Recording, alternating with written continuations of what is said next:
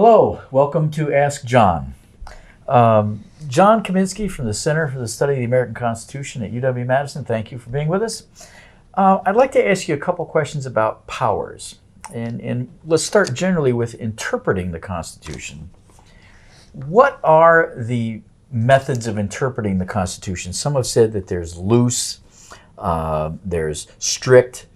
What are those, and what might be the advantages and disadvantages of those methods of interpreting?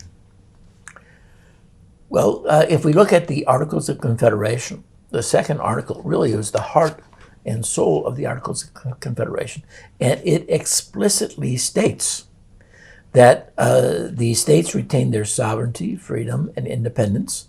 None of that is in the Constitution, the new Constitution, and that Congress has only those powers that are expressly delegated to it.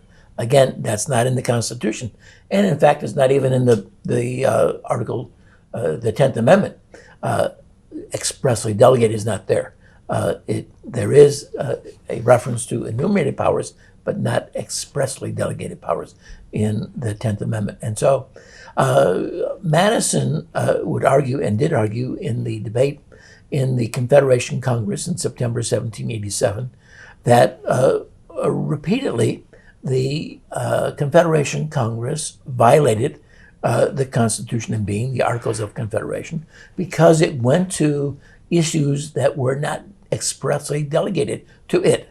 One example was the land ordinances of 1785 and 1787. The 1787 ordinance is the Northwest Ordinance. Nowhere in the Articles of Confederation does the Congress have the authority to legislate in that case. Madison said necessity required it. And so this is the case with a number of examples of things that the Confederation Congress did. And Madison suggested that the necessary and proper clause was needed because you could not specify in a constitution all the contingencies that might occur and what the Congress or the president might be forced to do. And so there needed to be a somewhat expansive interpretive capability under the Constitution. Anti-Federalists argued that that was a dangerous thing. It was a very slippery slope.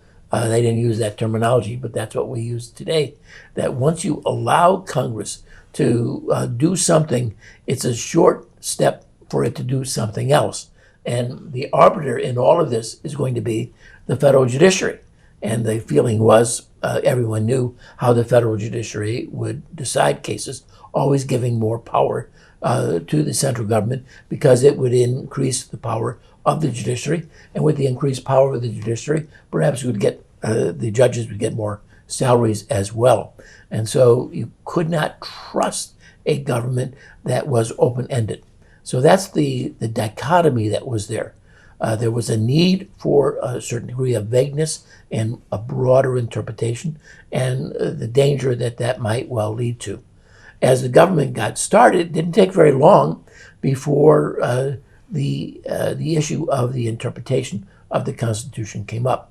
In fact, it's a bit of a surprise that despite the fact that the country was so evenly divided in favor and opposed to the Constitution in the debate in 1788, 1787, 1788, that by 1790, let's say, the Constitution is pretty much viewed as almost a sacred document by almost everyone in the country. The issue then becomes, how is it to be interpreted? And right away, we get a discrepancy over the economic program proposed by Alexander Hamilton, the Secretary of the Treasury. And it's of interest that it's Madison who comes out and states the issue. And he says that there are three different possible interpretations of the Constitution.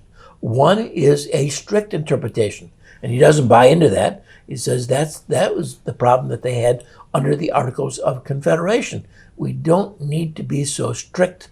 But he says what we should do, what we should have, is a natural interpretation of the Constitution. That's what he wanted to put forth.